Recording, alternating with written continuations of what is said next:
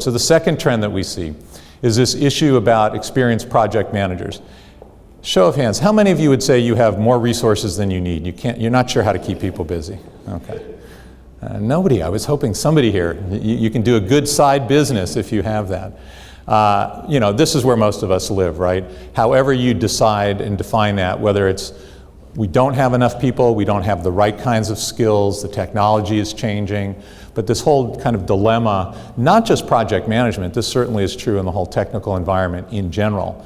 So we find this very much to be true, and what we're also seeing is that in project management, project and program management, there's a shortage of the most skilled individuals. And so then you're faced with a couple of questions.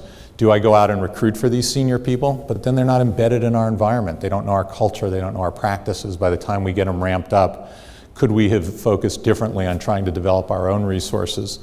I'm not as familiar with the competitive market where all of your organizations are, although many of you are certainly based in the greater London area. But as we go around the globe, some areas, the war on talent is quite acute again. And for the most skilled individuals, they can pretty much go where they want to on a regular basis, and it's started back up. It's certainly in the region I'm from, in Silicon Valley, people are jumping constantly. The thing to keep in mind is globally across all demographics, the average length of time people stay with a company is 3 years now. Think about that. In some of your organizations, you may have 20 and 35-year veterans. So think of the people who are coming and going much more rapidly. So that's part of the canvas that we're faced with as we're trying to fill these positions. We know we get better performance from people who have higher skill levels when we invest in that, again, some PMI data. This one piece of information that we thought was interesting is, and it's really part of the key to this, is about employing all of these different components. And based on project performance, any variation of different kind of metrics. Certainly training, we're a training and consulting organization, but we know that people need a certain skill level, so that's one piece of the puzzle. But there are these other things, as I think if you're faced with this particular dilemma or challenge, it's important to consider for your organization.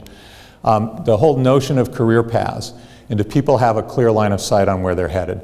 There's lots of data, and we're going to talk a little bit about some talent management related trends that overlay a lot of this, but much data globally that suggests if people don't see a path where they're going to be longer term, they're going to leave the organization and go elsewhere. So it shouldn't be a surprise of the importance of spending time on this. Certainly the formal process of how you develop competencies is important.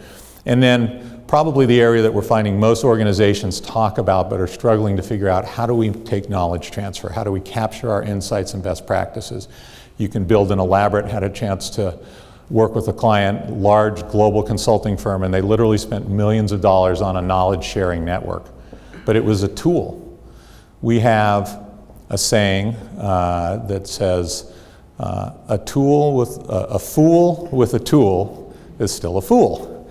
And so that's maybe a little extreme, but if you think about it, we can build these amazing systems, but if they're not focused on the end user, if they don't know how to use them, if they don't value the usage of them, and you can take this in any kind of adoption, right? If you're building systems for organizations, you run into challenges.